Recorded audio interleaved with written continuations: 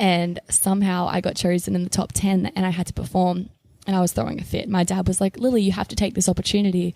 And I was adamant that I didn't want to. I was like, I don't want to get in front of all these people and sing. I don't know what I'm doing yet. I'm still such a young artist. Everyone here is older than me. I think like a lot of imposter syndrome at the time. What's good, lovely people? Welcome to another episode of Den Devine Sessions. This is recorded live from Den Devine, a music venue right here in Broadbeach, Gold Coast, Australia. I'm your host, Joseph Brown, a musician, a creator, and a passionate advocate for all things music. With years of experience on the stage and behind the scenes, I'm here to bring you stories from the heart of the music industry. Whether you're an upcoming musician, a seasoned pro, or dedicated music fan, this podcast is for you. Let's get into the episode. It's Den Devine time. Den Devine. Den Devine. Den Devine time. Presented by VMU. Yes, ladies and gentlemen, welcome to another episode of Den Devine Sessions, where we talk music here on the Broadbeach Gold Coast in this awesome little venue called Den Devine. We invite different people in and we talk about the music industry. And today I have a very special guest with me. This is Lily Grace. How you going, Lily? Hey, so good to be here. Yeah, welcome. You're Gold Coast sort of based, aren't you? It was a 10-minute drive to get here today. It was perfect. So earlier we were talking about that you sort of moved from Brisbane to the Gold Coast. Mm-hmm. How's that change been since you've sort of first came here? Like as a musician, have you seen more and more venues open up, or has it been more embracing? I feel like I've been kind of Gold Coast based my whole life. I moved here when I was about 5, which I think kind of means I'm Gold Coast born and bred in a way. But it's been so good to see the growth of the Gold Coast music scene over the last, especially 5 years. I feel like there's been so many people who are just rooting for Australian talent and local Gold Coast talent, creating opportunities, festivals, the growth of the Gold Coast Music Awards, and for there to be a really strong support system is a really great thing to see. For sure. And of course, what we would always do here, not sure who, someone's just walked in to the building. Of course, that's okay. Where we like to start things off is where the seed first went into your head where you wanted to become a musician. So take me back to the beginning, take me back to your first influences where music just, took over your life. But let's go from just the seed at the beginning. Let's go from the start. Yeah. I started taking singing lessons when I was 10 years old. Yeah. And I was in this little thing called Glee Group, which is where all these girls get together and they sung Glee songs every I think it's like a Wednesday afternoon or something. Yeah. And I begged my parents, I was like, Mum, I want individual singing lessons, and then about 6 months later I want guitar lessons too.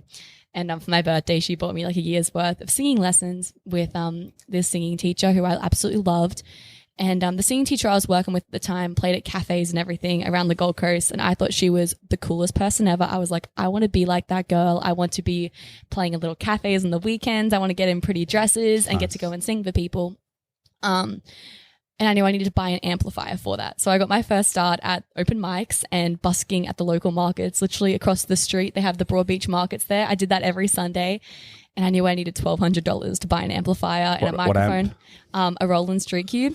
Oh, that's famous. Yeah. That's what I was after. And I spent about 7 weeks busking every Sunday, and I came up with the money to buy it. And then I started hitting up local venues all around the Goldie, into northern New South Wales and some in Brisbane. And I was like, hey, I'm Lily. I'm a local singer. I'd love to come and play a show.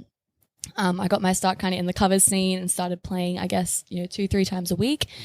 And then from there, I went to my first Tamworth Country Music Festival when I was 12, and I was busking the street, and it was the best time ever. I somehow got chosen to be part of, in Tamworth, there's a busking competition, and if you get chosen, you get to perform in front of like 5,000 people. Wow. And somehow I got chosen in the top 10 and I had to perform, and I was throwing a fit. My dad was like, Lily, you have to take this opportunity. And I was adamant that I didn't want to. I was like, I don't want to get in front of all these people and sing. I don't know what I'm doing yet. I'm still such a young artist. Everyone here is older than me. I think like a lot of imposter syndrome at the time. But he was like, no, like you're taking this opportunity. And I'm so glad he pushed me, because once I got on stage in front of that, I feel like it was kind of a turning point for me when I realized it's something I really wanted to do. I went from kind of being like in the corner busking and, in the corner of a bar or something playing background music to more having people actually being there to really hear the talent.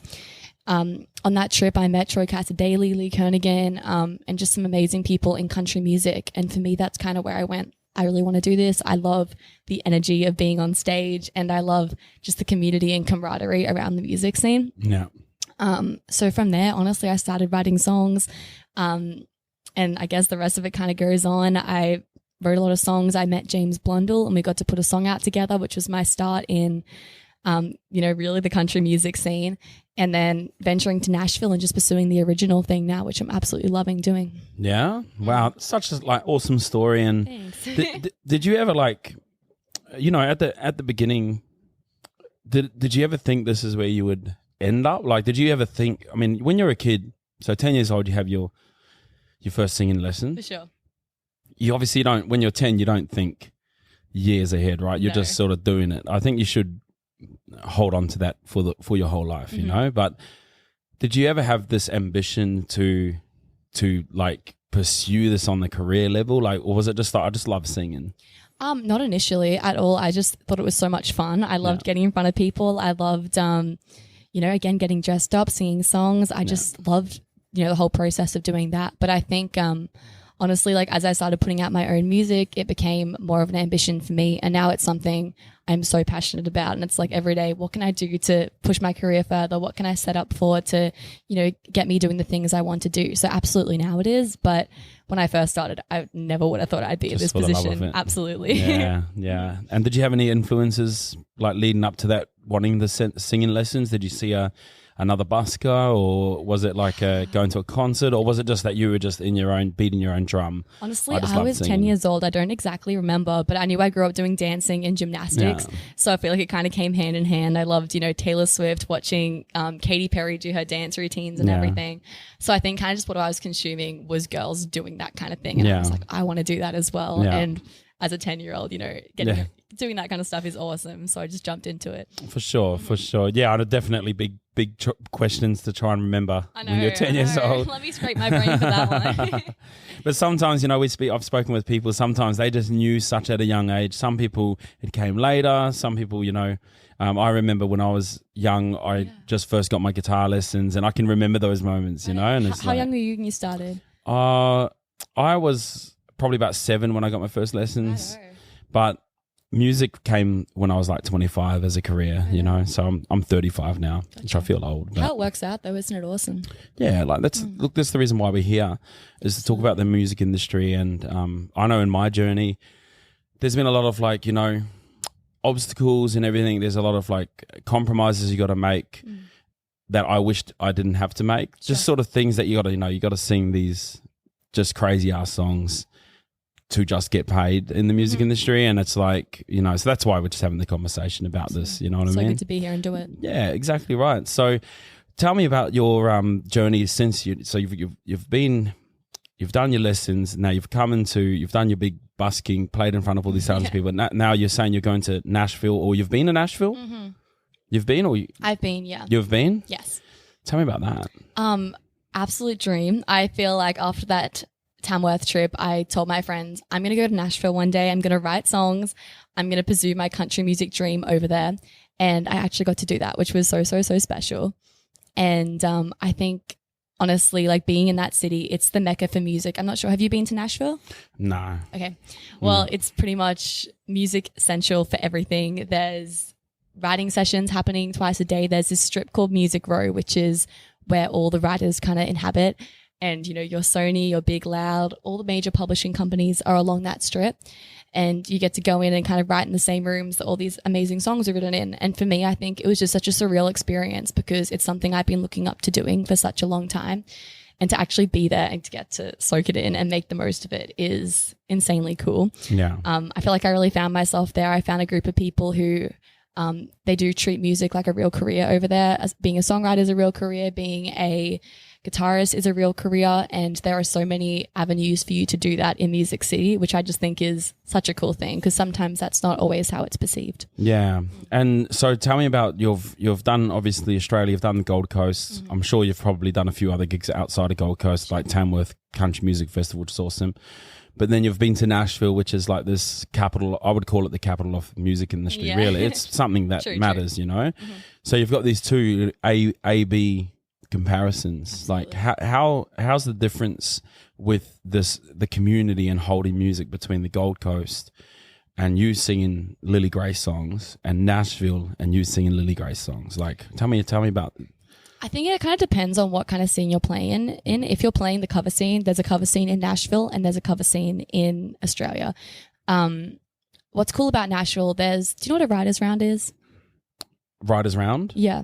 I'm assuming. I don't know what it is. It's okay. No. I'll give you a little definition for you. educate. It's they have like 3 or 4 writers in a row, and these people all play songs they wrote. You take it in turns. You'll sing 3 or 4 songs, and you sit there and tell the story and play the song.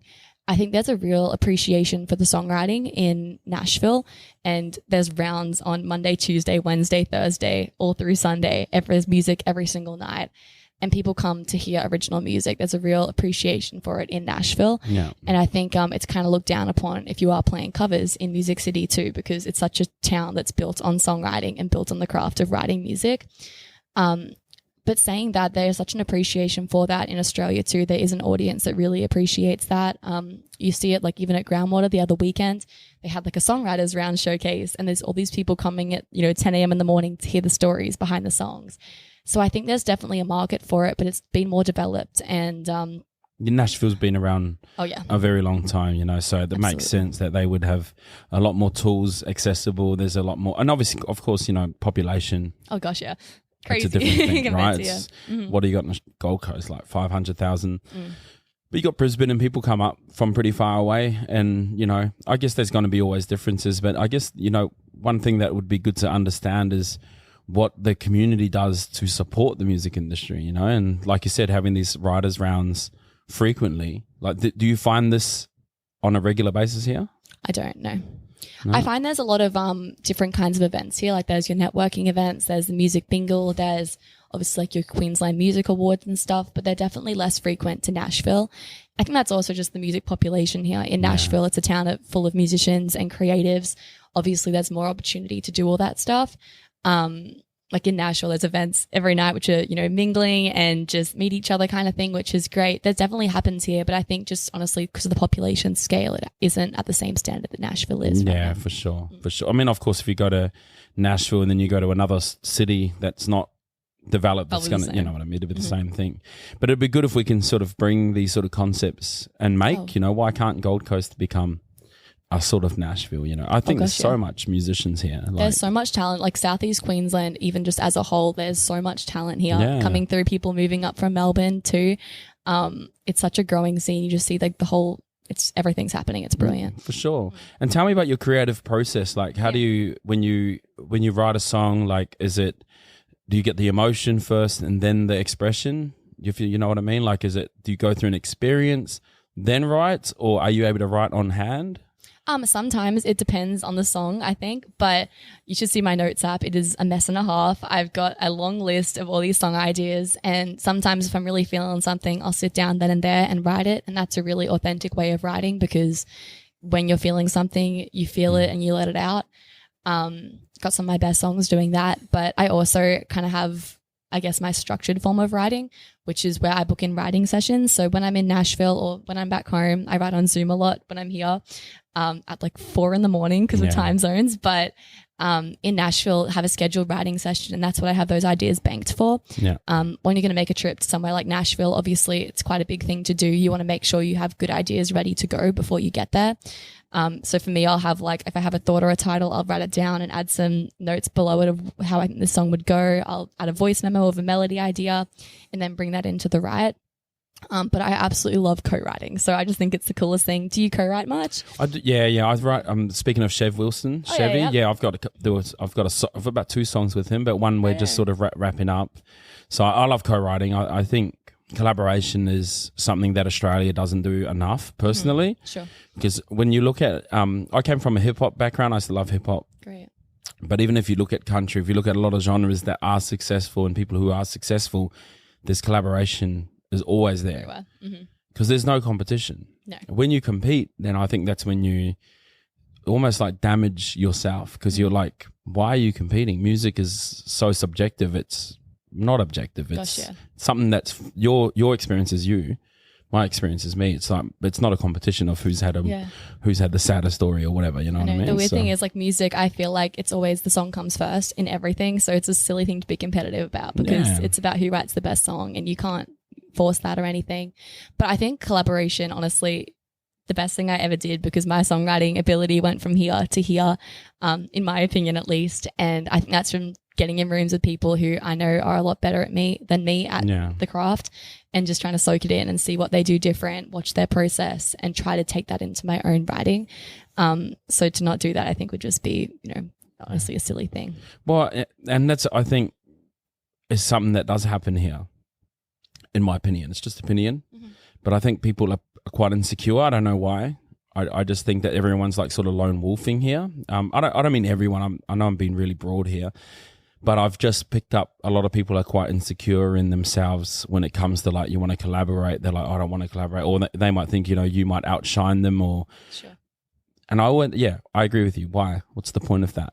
Like, just show up as you are, and learn. And if someone's better than you, then that's cool. Like, learn from them, Absolutely. Chev's an amazing writer. Mm-hmm. And, he just pops out lyrics. Great. Yeah, an amazing performer. He's just been on the Rock the Boat thing so I know. So it's like, that's who you want to be around. Oh, gosh, yeah. You know what I mean? I don't want to. Yeah. It's like be around people that make you bring your A game, It's brilliant.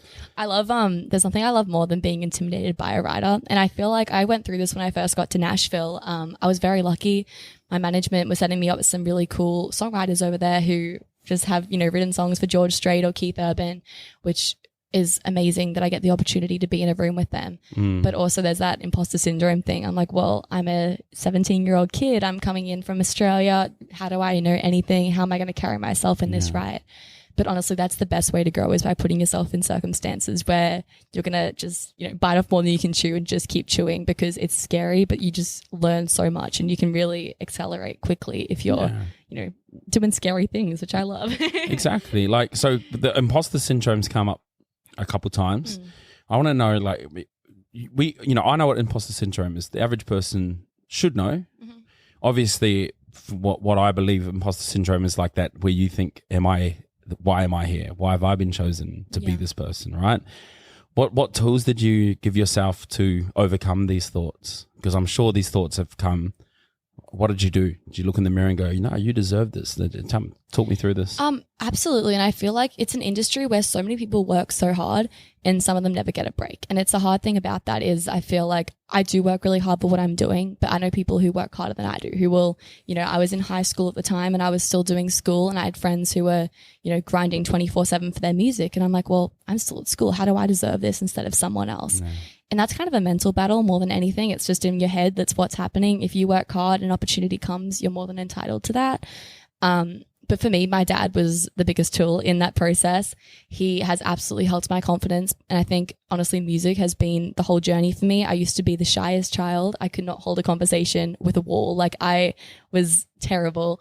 But I think him pushing me, and whenever something comes, he's like, well, Lily, you did work hard. You worked just as hard as they did. Lily, you put in the hours. You want this. There's no reason you don't deserve this. And I think just confidence-wise, having someone like him coaching me through that has been monumental in so many ways. You've got to believe in yourself if you want anything to happen. And if you don't do that, you're just going to get pushed around. And I think overcoming that was definitely like the biggest journey, but also I'm so grateful that music was like in my life for that reason, or I'd be, in my little bubble still. So yeah, that's good stuff for people. That's because it's a big part of how, it's massive, your own confidence in yourself and just believing that you're worth that. It's such a it's a hard thing that I think a lot of musicians, they either overcompensate. That I've seen people who have imposter syndrome, they do overcompensating is just just be yourself, don't try and be the next person, right? Like Absolutely. What's the point of that? There's heaps of these people. So that's awesome, man. So that's some good tools to get out there. And when you're going to your gigs, tell me about your lead up to a gig. My lead up to a gig. What happens? Morning vocal warm-ups, of course. Yeah. Tick it off in the morning. But honestly, it used to be more of a challenge for me anxiety wise. And I'd be like, oh, I have to, prepare myself mentally before I get on stage. But now it's just kind of honestly collecting myself before I get onto the stage and, making sure I'm well prepared beforehand. If I want to put on a good set, it's about having confidence in that set, because you can't stand on stage with confidence if you haven't done your prep work. So for me, my goal when I'm rehearsing is to get to a point where anything could go wrong and I still know what I'm doing. Yeah. And then allow myself to be natural on stage, because I know that it's solid and what I've got is good to play, kind of thing. So my process is honestly just trying to make sure I've done the work beforehand so I can enjoy it when I get on stage, and you can be natural, you can engage, and you can create real moments. But apart from that, honestly, hair, makeup, and an outfit, and then I'm on stage. You're ready to go. Yep. Yeah. Sure, you can relate to that one. Yeah, I still have my little pre gig rituals, you know. Tell us about them. Just little things, just like going up to the nature and, Really? Okay. just maybe having a swim or maybe a sauna session or whatever, just little things like this. It depends. Not every gig. Like if I'm just doing like a pub gig, I don't really care.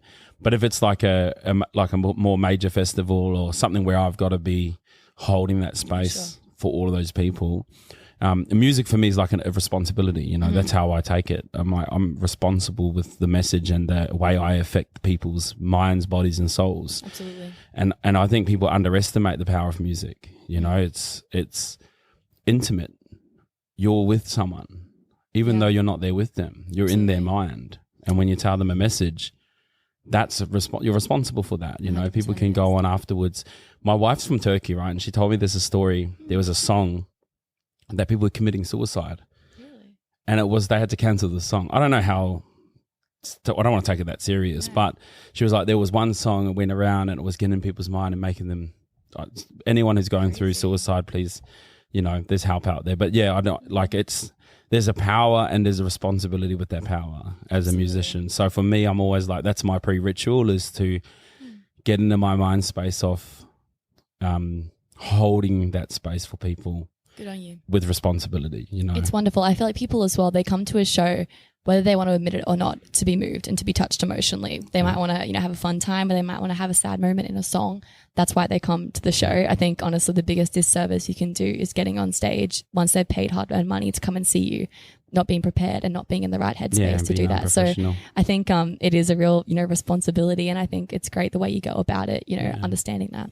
Yeah, and so on this professional aspect, right, that's obviously one of the big pillars of our conversation is what is professional? Like to you, when you hear professional, it has so much meanings to people. Some people say it's to be paid.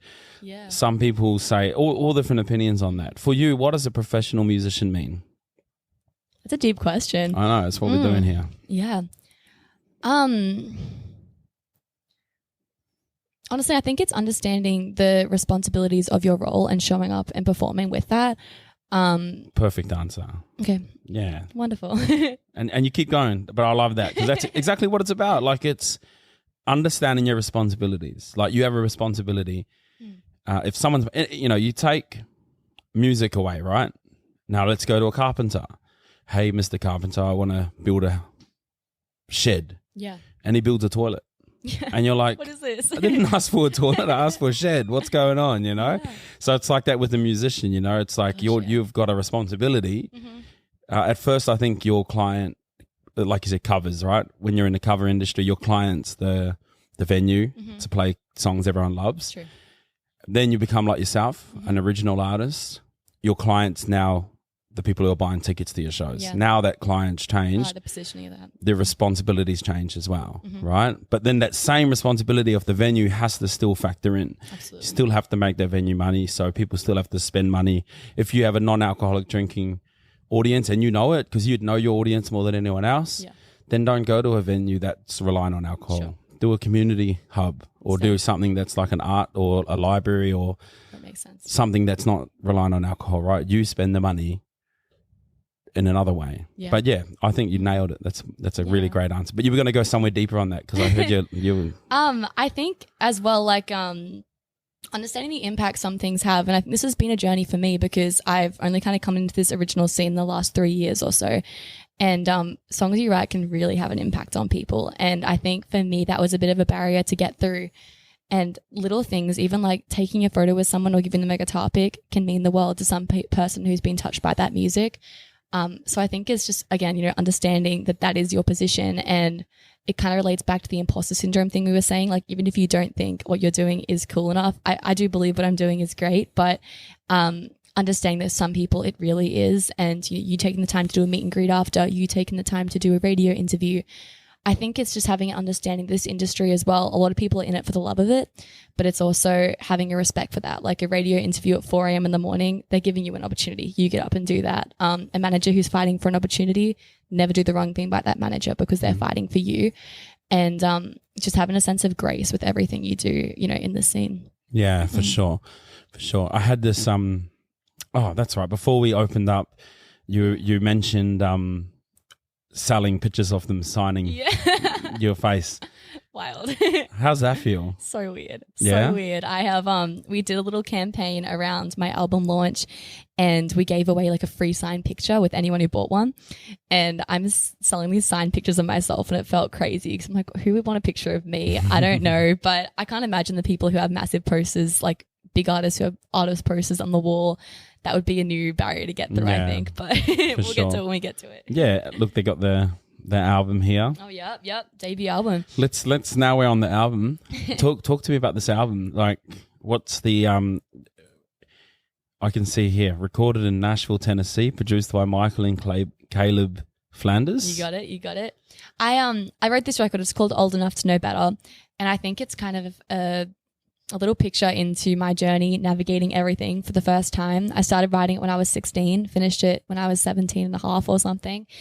And it's kind of depicting my journey going to Nashville as a young individual, still in high school, and experiencing so many first things, experiencing, my first time living at home, my first time navigating certain friendships, relationships, and first time going out, anything like that. And I think it's just honestly a very vulnerable display of my first time experiencing those things. It's kind of a very genuine portrayal of that because it's my first time.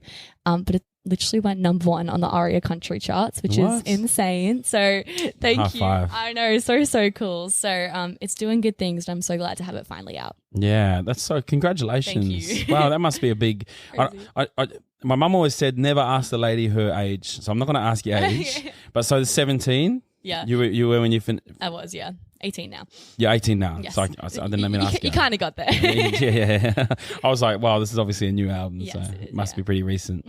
Cool. Wow, that's your first off the rank. My first ever album. I've been playing the singles game for about 2 years now. Yeah. But to finally have a project in music and have it on hard copy is the coolest thing ever. Yeah, massive as. And thank you so much. to record in Nashville, like what a big. Oh, it was wonderful. We had the coolest experience, Joe. We got to do a live session, which is like where you have all your musicians come to one place in the studio, and they just bring the songs to life in the studio, and they just start playing it, and this magic is formed, and I'm leading the direction. I'm like, I don't like that, but I love what you're doing here, and in 25-30 minutes you really have a strong flesh of a song.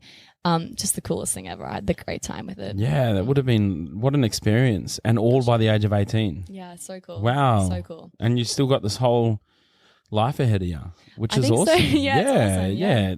That's great. Like, I mean, obviously, you got to live in the now, so don't think too far ahead. Sure. But it's great that some of the wisdom that you're dropping at such a, I'd say, I'm just an old man here. I feel like I'm a bit old man saying old man things. No, but like to know these sort of things here at a younger age, it shows that you've got to be on your game when you're coming into this industry. You've got to be. Thank you so much. All of that, you've got to have the tenacity. You've got to have the support network, because it sounds like you've got a big, your dad behind you, absolutely, who's guiding you and that sort of stuff, which is great because there's obviously a lot of sharks in the industry. So to have these sort of support bases behind you, which it's awesome as. And you've got grateful. You mentioned your management's in Nashville. So talk to me about this. How did you find them, or did they find you? When did the management come into play? Yeah, I put my first song out with James Blundell, which was this moonshot opportunity. When I was 15, I was opening for James Blundell and Tanya Kernigan. And unfortunately, something came up and Tanya had to pull out. But I'd already met James at this point, and he called me up and he goes, "Hey, Lily, unfortunately, Tanya had to pull out, but I was wondering, instead of opening the show, do you want to co-headline it with me? And I was like, oh, of course I would. Let me think about it for a second.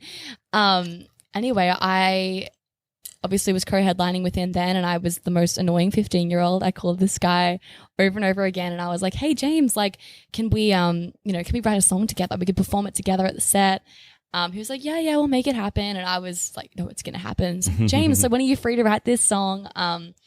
He eventually said yes, and we had a Sunday afternoon writing session. He was in his back shed, being the country guy he is. I was in my back bedroom on Zoom, and we wrote this song called Annie June. It was my debut single. But sorry, how this links to Nashville. I met my producer through James. He introduced me to my producer, Michael Flanders. Yeah. He's been in Nashville for about 17 years, but came back over COVID. So I got to meet him and his son Caleb there, who have now been producing every track I've done to date. They're brilliant.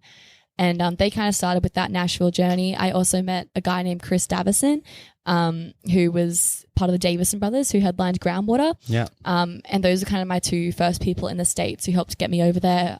Chris threw me on his tour bus, and I got to go and travel with them, which was so cool. And Michael set up some rights and stuff for me.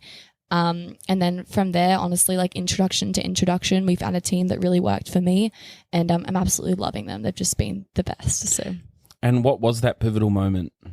That moment that pivoted you from Lily Grace Gold Coast artist to Lily Grace Nashville artist? Like, what was that? Was it that tour? Was it that co-headline? Was that the opportunity that clicked everything into place? Honestly, no. I've been dreaming of going to Nashville for a really long time. I think I was just looking for the opportunity to do so. Yeah.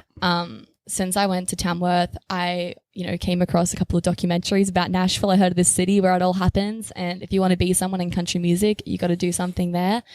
Obviously, that's not fully true because you see what's happening here in Australia now. There's definitely a framework to do it here. Yeah, Casey Barnes is doing great stuff. I think he's going to Nashville though. Yeah, he does go to Nashville. Yeah, but I think well, that sort of goes against anyone else. Anyway, point made. But we, I don't know. I think it's kind of a innocent perspective that I thought that was the only way to do it. But that's kind of what I thought when I was 12, 13 years old. If I want to make it happen, I have to get to Nashville. And obviously meeting a Nashville producer, I was like, oh my goodness, this means I get to go to Tennessee and go experience the city. And I just love it over there. It's one of my favorite places. But I think honestly growing up too, I'm having a realization and appreciation for the music scene here, which is great. And realizing there's such a cool scene here. There's such a cool group of people, and there's cool opportunities here as well to build things and be a part of the community, which I want to keep alive as well. For sure. And talk to me through your streaming, using the streaming platforms, you're using all these sort of online platforms, because I'm sure you wouldn't have been doing music back when you had to sling CDs out the back of a boot. Got one of these now.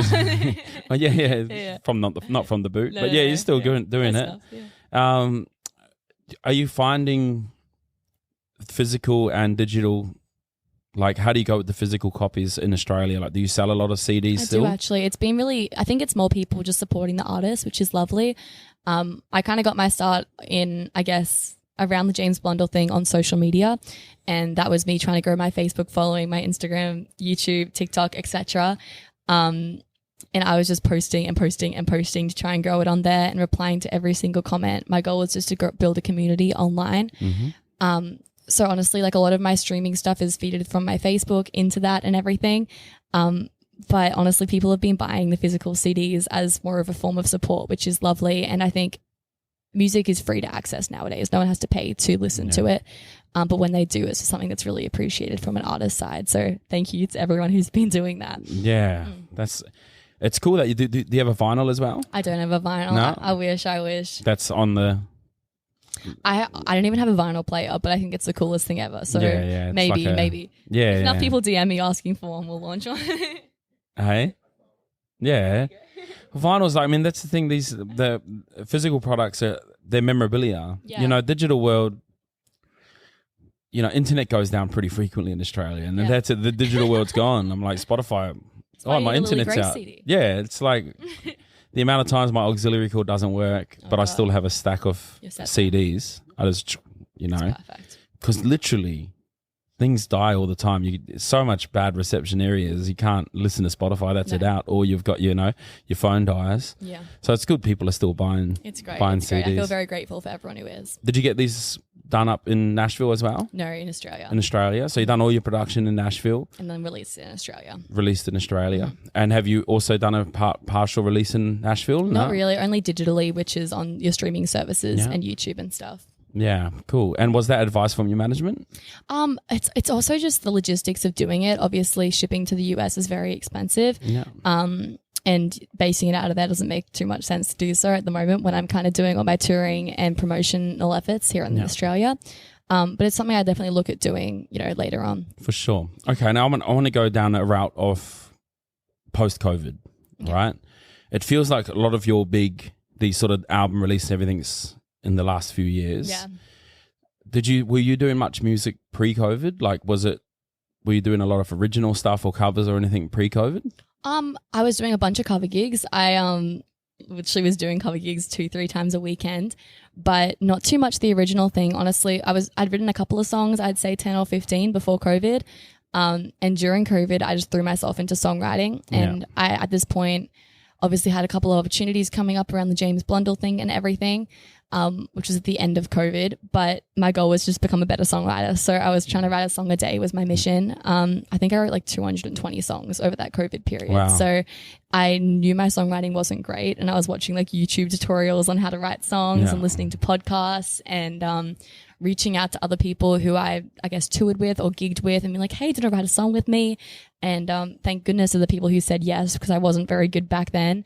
Very grateful for them. But I guess it was kind of my mission to just improve on that craft. And it's the best thing I did because it set me up really well for when COVID ended. There were opportunities to go overseas. And then obviously with the James Blundell thing, I had some of the chops to at least back it up a little bit. Yeah, for sure. Yeah, because I know from a lot of conversations I've had post-COVID, there's been a slump in a lot of venues. A lot of venues, I think there's about 1,000 venues closed down in the last 24 months, which is a lot of venues. And I just wanted to see, if it had any impact. So, I mean, obviously you spend a lot more time creating, but now you've been gigging. Yeah.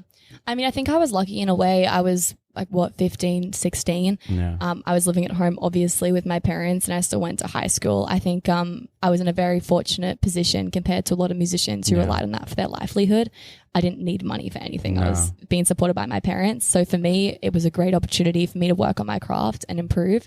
So I guess it was positive in that perspective. But I know for a lot of people, it was a terrible time and it was just a real struggle for them. So I really feel for them. And I think it'd be terrible to say it was a great thing because I know how much it was really affecting them. But it was opportunity to create. For me, yeah. Which is great. And I think a lot of people...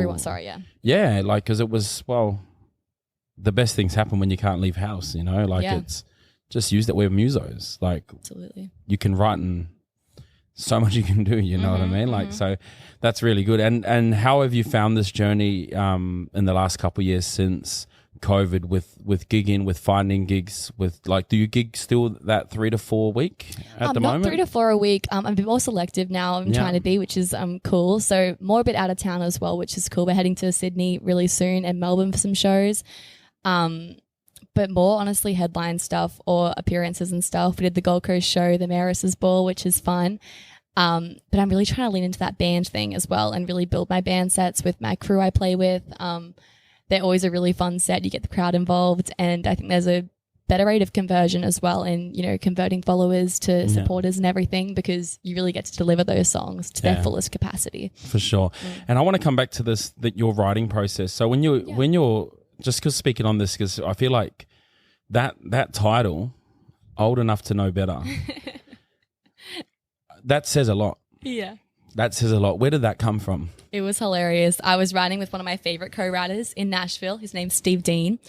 And Steve's like, I'd say like an American uncle to me. He's amazing. I always get in there and tell him all the gossip of what's happening in my life, and we write songs about it.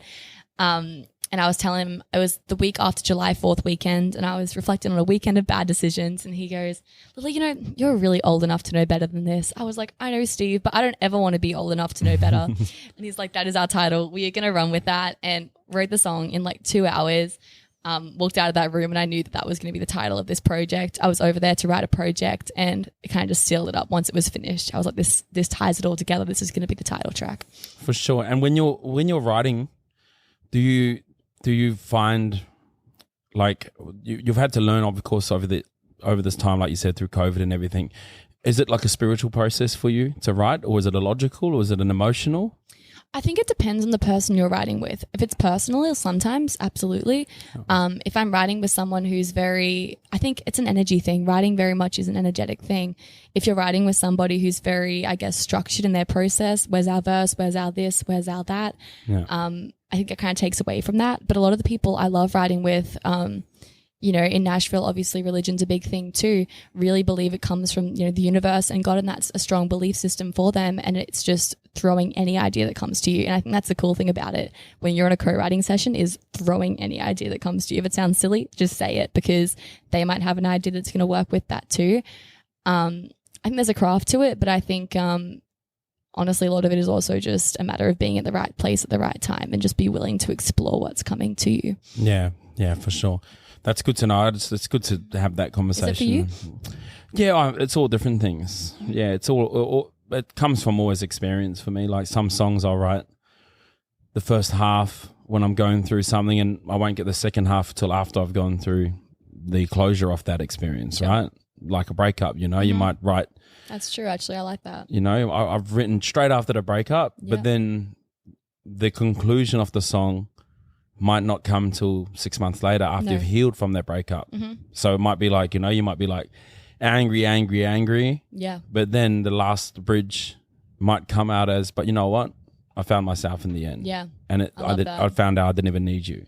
So then it concludes it. And that's the beauty of rewriting too. You can always go back and change it if you have a perspective shift, which I think is a really cool thing too. Yeah, exactly. So that's what I love. I love that. I actually do really love country music, because I think it's really good storytelling. One of my favorite artists is this guy Maoli. He's from Hawaii. Okay. He's a country reggae artist. I know. And I'm like, I love reggae. Yeah. So to see reggae country, these are two great genres of storytelling. And he's huge, he's like massive, does stadium shows and everything. But he gets all these country artists and all these reggae artists in his crowds. And I'm like, cool.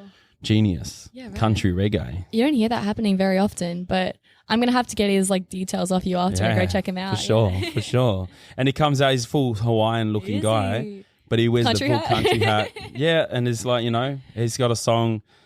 I can't remember the lyrics, so don't quote me on it, but it goes, the lyrics that I do remember is, I like to sing country, so I'll drink a little whiskey, but I also like my reggae, so I'll smoke a bit of weed, and it's like, that's it, Cool guy, yeah. Gets it going. Really pushing the boundaries though. That's really, great. I love it. Yeah. But he's pushing the boundaries in a real big way, and he's, just watching him grow over the years as well. But it's good to see. Like that's why I love country's really coming out on top, and I know why, because it's really good storytelling. It's really, really good. Like some of this country songs, they just hit you. And you just go, wow. Like Brad Paisley, I love Brad Paisley. And he's got a song called Tennessee Whiskey. Not Tennessee Whiskey, that's not him. Whiskey Lullaby. Okay. Hits ya. Hits ya. That's the thing about Nashville as well. I think because songwriting is such a real job, I feel like I've very much been pushed to be more authentic in my writing and more genuine and more honest and more real. And I'd write a song, but I'd, keep out little details I didn't want to mention. If I thought it was embarrassing that I was sad or something, I'd keep that out of it. But being and collaborating with those writers in Nashville have pushed me to really just lean into it. Exactly, because if you want to relate with someone and connect over a song, that's the best way to do it. I think, honestly, in an artist position, my job is to give a song to someone who's going through something and make them feel connected, make them feel heard. Exactly. Yeah. And I can't do that unless I'm fully authentic. And even if it means putting your pride out on the line, you've got to do that, because that's my job as an artist. Some musicians I listen to, the vulnerability in it. There's a guy I listen to, his name's Narco Bear, and he's got the song and the lyrics in there, they just so vulnerable. And you're like, how are you singing about this? Beautiful. It's so, but like real serious, like he was born from rape, and he says this in a song, but in a happy song. What is this? Yeah. And people are like dancing along, and he goes, I was born from rape, but that's okay. And I'm like, wow. Whoa. Yeah. But you don't even hear it. If you do it right, you can get that information and without it rocking you. Yeah. So it's so fascinating. It is it is, and I want to know, like, in your journey, realizing that you are 18, so you are in the younger category of musicians coming through the industry. What sort of challenges have you faced? Do you face a lot of like age discrimination, I'm going to say, or anything like that? I wouldn't say discrimination. I wouldn't even say, it's probably bad wording, but like a lack of respect in a way as well. That's terrible wording, but I think being so young coming into the industry, there's that perception of you haven't done your time, and how could you have achieved this at 18 because at 17 because I've been doing it for 20 years, which I totally get. And I think as well, it's just that journey of bridging that gap as well. I came into the industry at like 13, mind you. So there's this perception of me as a kid. I was there when I was 13 with my parents, and I'm an adult, so I can, do adult things and, hang out. It's obviously getting through that just perception wise, but also, I guess it's that battle of, do you belong to be here? How do you belong to be here? I've, gone to, I guess I'm wording this terribly, but there's just word it. Just be there's your vulnerable as in it. There's like your things things you need to tick off on a list. Sometimes like industry perception. You need to go to this festival, need to play this one, need to play that one, and you need to tick that off to actually achieve things or to be eligible to be on a festival lineup or to be eligible for a competition. And I think as someone who's entered the scene, obviously I couldn't do half those festivals because I was in high school and that couldn't happen. But if you haven't done that, then you're not worthy of being here. That's totally false. People just have different circumstances and people have different backgrounds. Maybe I've had more success on social media. Other people have. You see that in all these different ways. You see artists coming through who have been thrown on a tour as a support slot and are doing amazing things. And then they're getting all these opportunities. But the industry has this perception of, they're an upstart because they've just, been given something like that. And I think that's a real thing that's just because it's such a business of dreams and people take it so personally. I think people's opinions of you and people are kind of entitled to have such strong opinions because it is not just a career kind of thing. It's a really big thing for everyone because it's like their passion, it's everything they want to do.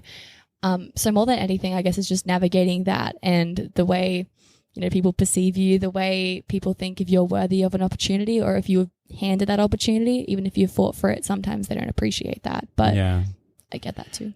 I'll tell you what, you must have some good, good advisors because you're much more wiser than the average. I mean, maybe, I don't know, I don't talk to much 18-year-olds. Maybe you're just all wise now. Maybe there's something in the water that made you're really age myself wise, yeah, but thank you. No, but like the wordings and the perceptions really a mature perception. It's not like I want to be a superstar. You're speaking from something that really I think other 18-year-olds who tune into this podcast need to really listen.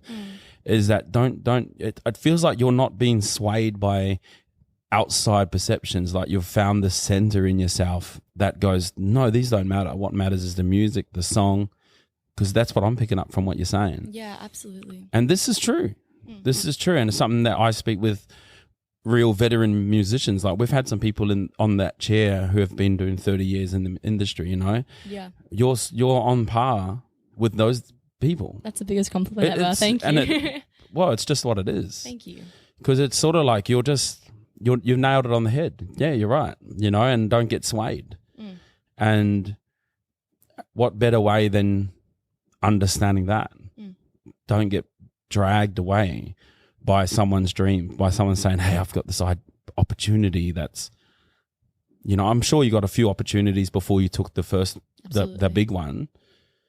Because there's always someone out there. I've been a muso. Someone's always knows someone. Yeah. Someone's always got an uncle. Come on. Sure. You know what I mean? Like, so it's sort of like you must have learned a lot in that last few years. Gosh, yeah. I think it's fair play anyway. If someone gets thrown on a tour opening for a massive artist, good for them. That's wonderful. If someone has an uncle, if you had this same opportunity, I would run with it too. I would use those connections. All you can really do is just, focus on your craft, work as hard as you can, and fight for any opportunity, and it will come to you at your due time. And it's just making the most of it. See, there's another one. Yeah. You're just dropping the pearls here. Like, whoa. It's so good. Like, I'm serious as well because it's sort of like, it'll work on your craft. It'll come to you in your due time. Like you said before, preparation. If you're not prepared and you get on the stage in front of 10,000 people, you're just going to make a fool of yourself. You are. And that's it. Your opportunity will be gone because you rushed it. It's like, don't rush it. You know what I mean? It's, if you've ever cooked, if you rush cooking, you'll burn the food and or you'll overcook it, or not going to be good. it's not going to be good. That's like what one of my mentors says to me, because the industry is so changing forever. It's always make a plan, but prepare to change it. And it's like you can set in like some rough guidelines of where you see yourself headed, where you want to play, etc. But opportunity is always going to come, and it comes last minute often. So be prepared to shift ship when it does. So yeah. And when you do get these opportunities and everything, so you've said you've got a mentor. So do you come back to the mentor, or are you like coming back to do you go back to your dad, or are you going back to the management? Obviously you got management. Yeah. Like, is it a process? Do you just go to management, or are you going to your dad and then management, or are you going to management then dad? Like, how does it work when you get an opportunity? How do you talk it out? How do you hash it out? All of the above. Yeah. I think my dad, someone I know is always going to have my back through everything. I love my team and I trust them more than anything, but I think my dad's always going to be that person for me. So I never make a call on anything without talking to him about it, which is great. But my mentors too, if I have a question and I think I could get some advice from them and just want their opinion, I will 100% call them. I'm lucky to have some great believers in me who will answer the phone every time I call them. I'm like, hey, like, what are your thoughts on this? I just don't know if it sits right with me. Can I send you a contract? Can I send you an agreement? Do you think this is worthwhile doing? And often they'll just give you really honest and raw advice, which I love. Yeah. Also, other artists in the industry, reaching out to them and saying, hey, look, like I know you've played a gig like this in the past. How did you find it? Do you think it was worthwhile? Like, even if it's going to be an expensive gig to play, stuff like that. Just honestly reaching out to people, you'd be more surprised like how willing they are to help. I think they've been in their shoes and they know your shoes before. They know if they had the right advice, they'd get there a lot quicker. And a lot of people are willing to support you because of that, which I'm so grateful for. But if you can really make the most of it, it's totally the best way to do it. Cool.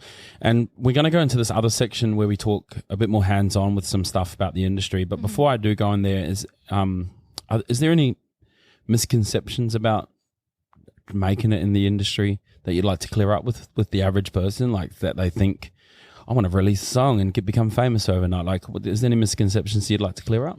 I mean, everyone has their own definition of making it. Like, if your definition is to just do music full time, then good on you if you can pull that off. Some people want to, sell out tours. Some people want to have 1 million streams. It depends what your goal is. But I think as well, like, the music industry is not something you can just put a method on and just expect it to happen. It's not like there's a framework for how it's going to work. It's always going to change, and there's so many different pathways to do it. So don't think if anyone tells you they can make you famous, it's a lie. You just have to be ready to. That's a good one. Yeah. That's a good one. Yeah. Don't get baited. No, it's an ever changing industry, and there's so many different ways to go about it. And if you trust your gut and do the right thing, and you're a good person doing it, there's no reason you can't make it happen. Yeah. Awesome. Okay. So the next sort of thing I want to talk on is, I mentioned earlier we're developing this app, right, for the industry. And I don't want to go too much into details.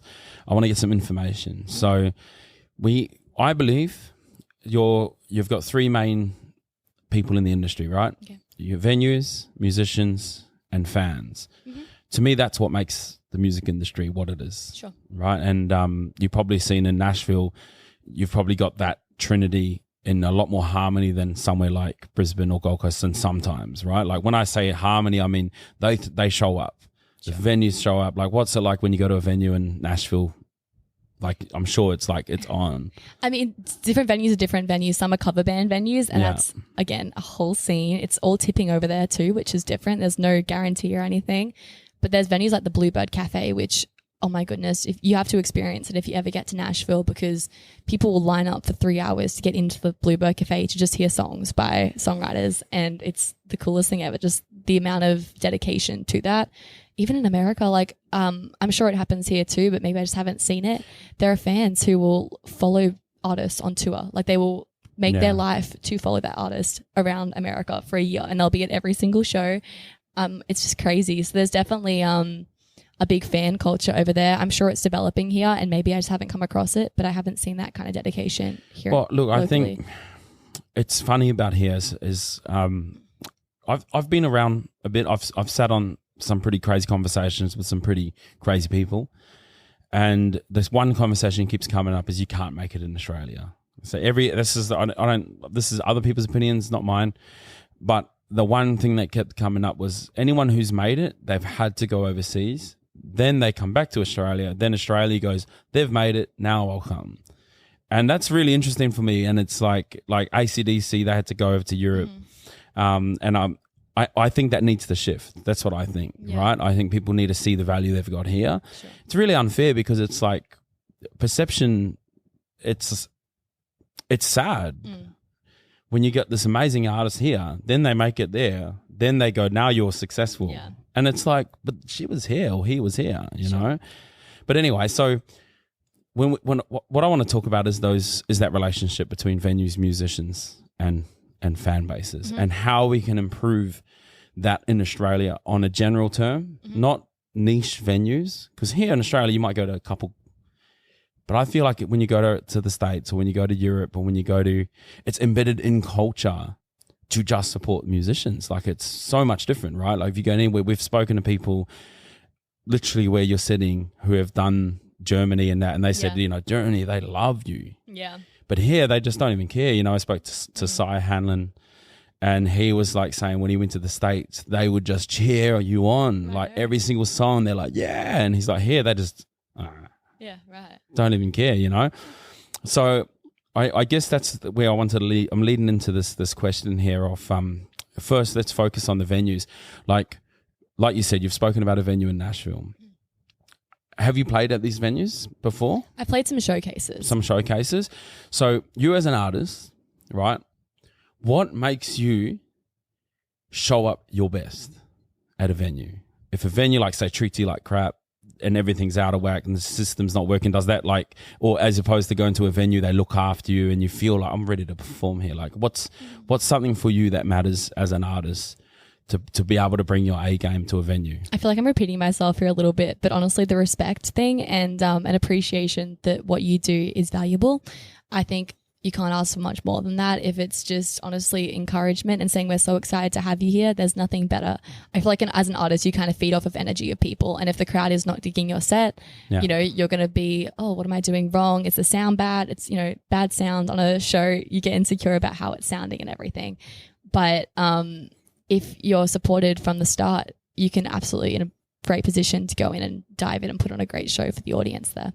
Yeah, for sure. And leading up to a gig, like when you talk about preparation before, do you like to have communication actively leading up to a gig from venues? Like they tell you all this information, they tell you this is your load-in time, this is your best place for parking, this is your...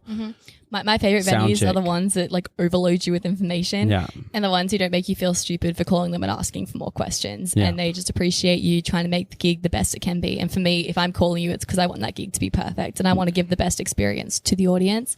If I can call and say, hey, like just wondering, you know, what microphone are you using? Do you have a wireless? Is that this is accessible? When can I load in by?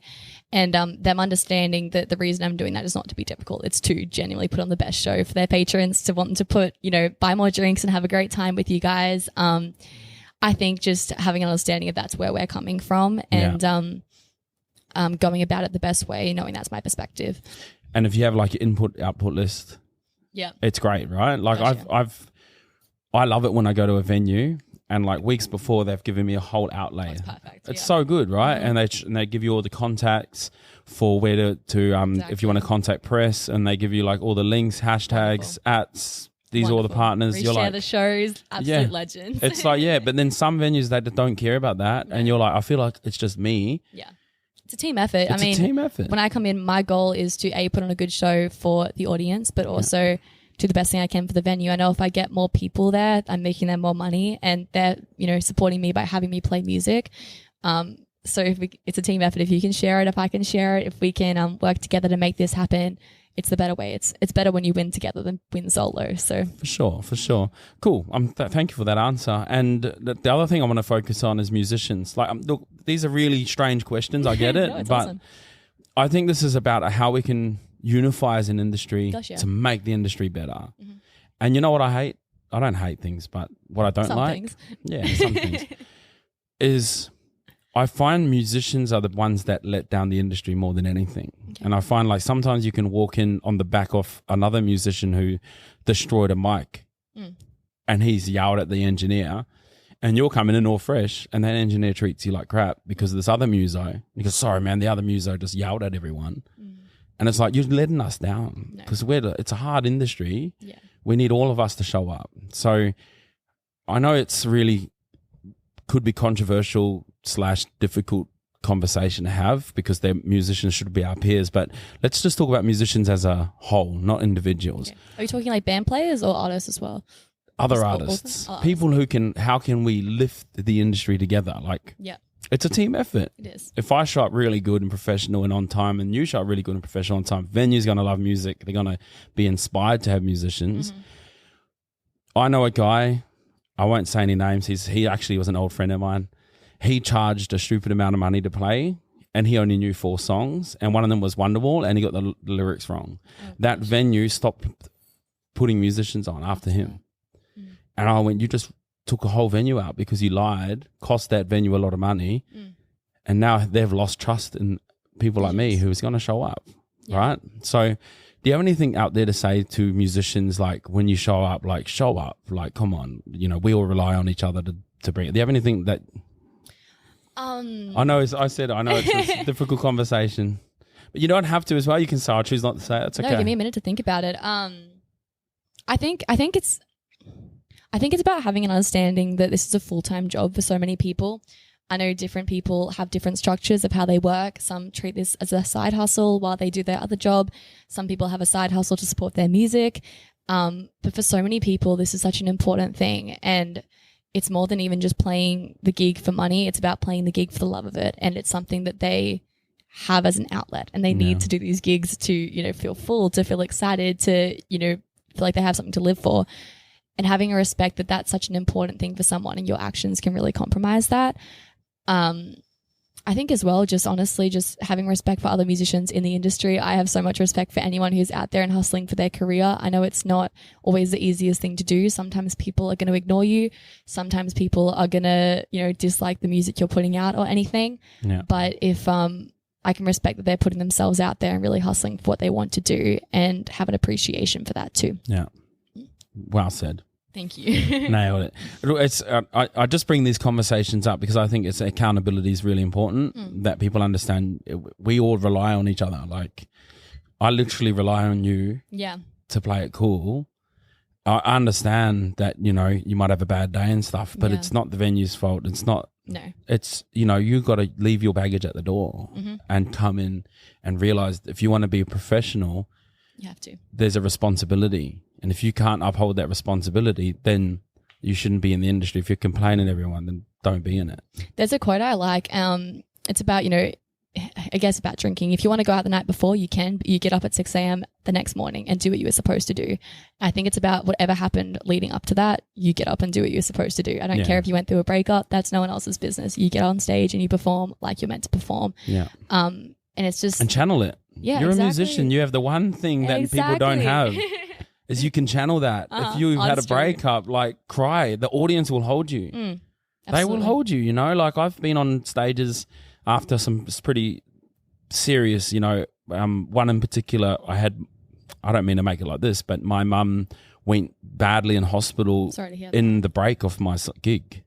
So I had my break, and then my family said, Mum's on her way out, and she died the next day. I'm so Rest sorry. in peace, Mum.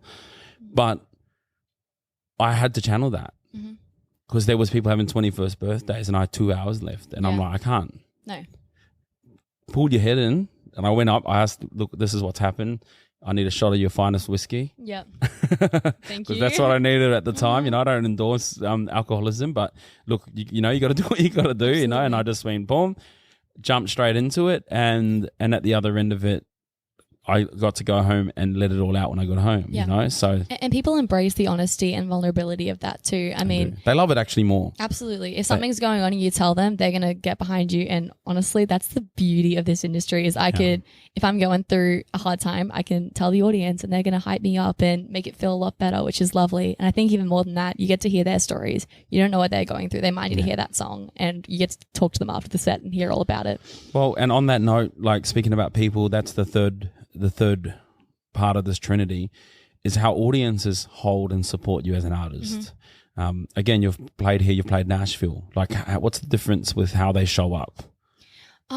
I honestly, I know you were talking before about how Australian artists don't think that there's much of a platform here to fully grow and make it, but I have found such a support system here in Australia as well. I feel so grateful to see the things people will do for an artist. People will drive 5-6 hours to see a show sometimes, which I think is insane. And it's just such a beautiful thing to see the support for what I'm doing artistically. I'm, again, putting out very vulnerable songs there, things I'm going through, things that could be a bit embarrassing to admit. And when people respond to that with embrace and love, I think that's just the best thing ever. Yeah. But in America as well, I mean, I didn't really perform too much in America. I'm yet to kind of explore that a bit more, but I found kind of similarity, but also an appreciation for my culture because I come from so far away, and I guess a fascination to learn about it. And where does she come from? What's she all about? Where's her accent? Can you just keep speaking for me so I can hear it? So across the board, honestly, just a response of love. And obviously some people don't appreciate what you're doing, but when they do, it's just the Mecca. It's beautiful. So it's nice when people like show up nice and they show that love to you. Yeah, absolutely. Yeah. I mean, even just taking the respect to, listen, there's so many at festivals as well. There's 20 million sets they could go and watch, or they can choose to come and watch your set. Yeah. And I think for me, I'm always grateful for people who do that, or people who, give me their Friday nights, come out and watch. There's a million things you can do on a Friday night. Yeah. And when they make that choice, it's my job to show up, do it properly, and just, give them a good old show. Yeah. It's thanks so much for getting on. Like, I know these are really strange conversations to have. I love this. Thank you. Yeah. Like, because as we develop this podcast, we'll speak with venue owners and we'll ask the same question. How can musicians show up better? And we'll speak to fans, because there's super fans that love going out. There are. So we can speak to them and say, hey, what can make your experience? I believe through these conversations that are completely about these weird industry stuff can lead to us making a much better industry. Because if we start understanding from each other's perspectives. Oh, yeah. It's a unison. We become, a lot more unison. So thanks for stepping into those conversations. So now we can have some bit more fun. Perfect. So a bit more fun now. Dream collaboration. Dream collaboration. Goodness me. Honestly, probably Keith Urban. Yeah? Yeah. I feel like my sound, I always make the joke. I say I am a female Keith Urban sound-wise and sonically. But absolutely have looked up to him as one of my biggest inspirations. Yeah. Awesome. And we have a Dead Celebrities dinner. A what? Dead Celebrities dinner. Oh, okay. Who are you having dinner with? A dead celebrity. Oh, my goodness. And what are you going to ask them? Dead Celebrities dinner.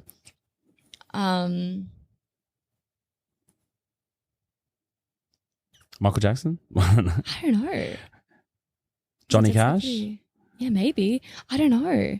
I'm sorry. That's a Elvis? maybe. I look up to cut this little bit. Sorry. Who's a dead? You're like, who's dead? Who's alive? Well, I would say Michael Jackson, but that's kind of controversial though, so I wouldn't want to say that. But actually, it's all right. We'll say that. Yeah.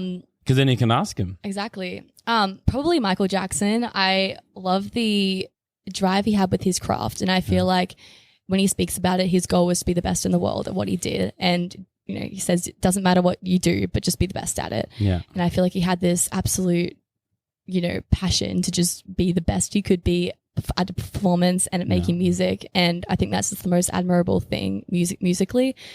So I guess just ask him about, his journey on, did you think he did that? And what drew you? I don't know. When you see some of the interviews, he seemed just such an innocent person. Like, I don't know. He had a lot of power, Michael Jackson.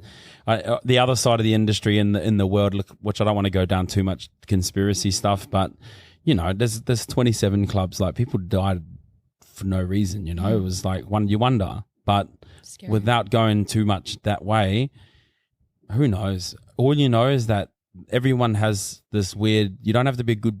Some people like Elvis done some weird stuff. People do weird stuff, but the music is what you love. Yeah. And it's like, man, come on, man. Michael Jackson's music's top tier. It's timeless. Like it's Quincy Jones was a big person, which he just passed away yesterday. Really? Yeah. Wow.